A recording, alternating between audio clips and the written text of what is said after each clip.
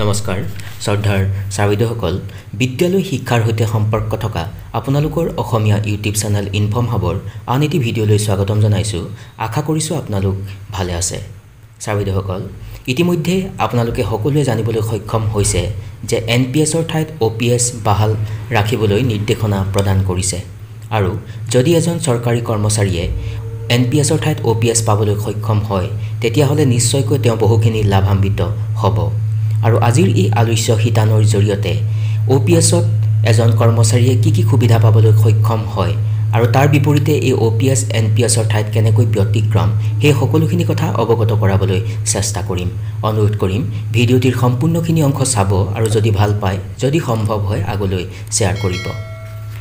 চাবিদসকল ভাৰতবৰ্ষত ব্ৰিটিছে শাসন কৰা দিনৰে পৰা OPS ব্যৱস্থাৰ উৎপত্তি হৈছিল আৰু চিভিল ষ্টাব্লিছমেণ্টৰ ৰয়েল কমিছনে 1924 চনত কাৰ্যকালত আধা দৰমহা পেঞ্চন হিচাপে দিয়াৰ কথাটো ৰিকমেণ্ড কৰিছিল অৱসৰ গ্ৰহণৰ পিছত। চাবিদসকল এইখিনিতে উল্লেখ কৰিব খুজিম NPSৰ ঠাইত OPS বাহাল ৰখাৰ কাৰণে বিভিন্ন সময়ত বিভিন্ন ধৰণৰ প্ৰতিবাদ হৈ থকা দেখিবলৈ পোৱা যায়। কাৰণ OPSত এজন অৱসৰ গ্ৰহণ কৰা কৰ্মচাৰীয়ে যিখিনি সুবিধা পাবলৈ সক্ষম হয় কিন্তু NPSত সেইখিনি সুবিধা নাপায়। NPSৰ কথা যদি ক'বলৈ যোৱা যায় the pension fund regulatory and development authority act 2023 অনুসৰি NPSক ভাৰতবৰ্ষত ৰেগুলেট অৰ্থাৎ কাৰ্যকৰী কৰিবলৈ ব্যৱস্থা গ্ৰহণ কৰা হৈছিল আৰু NPS হ'ল সম্পূৰ্ণৰূপে মাৰ্কেট লিংকড এটা প্ৰাইচ হয় আৰু ই সম্পূৰ্ণৰূপে মাৰ্কেটৰ লগত জড়িত আৰু NPSৰ অধীনত আপোনাৰ পৰা যি টকা আপুনি ইনভেষ্ট কৰে বা আপোনাৰ পৰা কাটে সেই টকাৰ কোনো ধৰণৰ নিশ্চয়তা নাথাকে। আপুনি কিমান টকা পেঞ্চন হিচাপে লাভ কৰিব তাৰ কোনো ধৰণৰ এচিউৰিটি নাথাকে। অৰ্থাৎ NPS হ'ল মাৰ্কেট লিংকড ইউনিট প্ৰাইচ আৰু 10% বেচিক চেলাৰী প্লাছ ডিএৰ লগত ইকুইভেলেণ্ট এমাউণ্ট 14% গভৰ্ণমেণ্টে আপোনাৰ একাউণ্টত জমা কৰে আৰু যিটো আপোনাৰ NPS একাউণ্টত ৰিফ্লেক্ট হয়। টোটেলি যদি ক'বলৈ যোৱা যায় NPS হৈছে কমপ্লিটলি এটা মাৰ্কেট লিংকড ইউনিট প্ৰাইচ হয় আৰু ই বাঢ়িলে বাঢ়ি যায় আৰু কমিলে কমি যায়। অৰ্থাৎ NPSৰ ক্ষেত্ৰত কোনো ধৰণৰ আপুনি নিশ্চয়তা প্ৰদান কৰিব নোৱাৰে। কিন্তু তাৰ বিপৰীতে যদি চাবলৈ যোৱা যায় OPSৰ ক্ষেত্ৰত এজন চৰকাৰী কৰ্মচাৰী যেতিয়া অৱসৰ গ্ৰহণ কৰে অল্ড পেঞ্চন স্কিমৰ অধীনত তেওঁ বহুখিনি যি সুবিধা সেই সুবিধা পাবলৈ সক্ষম হয়। চাবিদসকল এতিয়া আপোনালোকক অৱগত কৰাবলৈ চেষ্টা কৰিম যে অল্ড পেঞ্চন স্কিম OPS কি হয় আৰু ইয়াৰ পৰা এজন অৱসৰ গ্ৰহণ কৰা ব্যক্তি বা চাকৰিয়াল কেনেদৰে লাভান্বিত হয় বা এডভান্টেজ অফ OPS বুলি ক'লেও ভুল নহ'ব।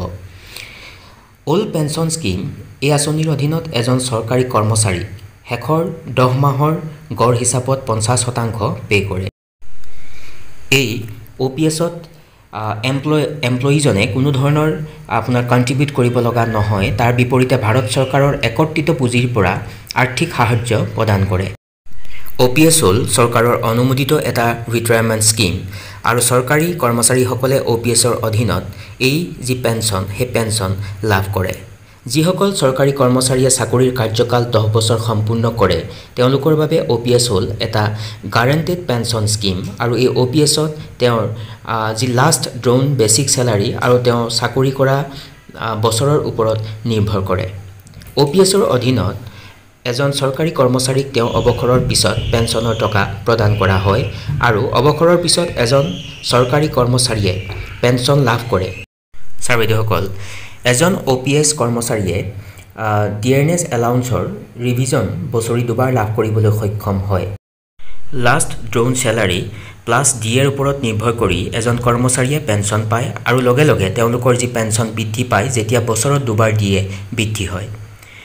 এতিয়া যদি এডভান্টেজ অফ OPS বুলি ক'বলৈ যোৱা যায় অৰ্থাৎ OPSৰ লাভালাভ কি হ'ব যদি সেই ক্ষেত্ৰত ক'বলৈ যোৱা হয় তেতিয়াহ'লে ক'ব পাৰি ই হ'ল জীৱনজোৰা অৱসৰ গ্ৰহণৰ এটা উপাৰ্জন। অৰ্থাৎ এজন কৰ্মচাৰীয়ে যেতিয়া অৱসৰ গ্ৰহণ কৰে তেতিয়া যদি তেওঁ OPS পাবলৈ সক্ষম হয় তেতিয়া তেওঁ যেতিয়ালৈকে তেওঁ জীৱিত কালৰ সময়খিনিলৈকে তেখেতে এটা মোটা ৰকমৰ উপাৰ্জন তেওঁ পাই থাকে।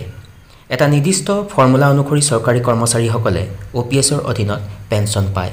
লাষ্ট ড্ৰ'ন চেলাৰী বেচিক পে'ৰ 50% বা লাষ্ট 10 মাহৰ গড় হিচাপত কৰা উপাৰ্জন কৰা অৰ্থৰ যিটো বেছি সেইটো তেওঁ পেঞ্চন হিচাপে লাভ কৰে।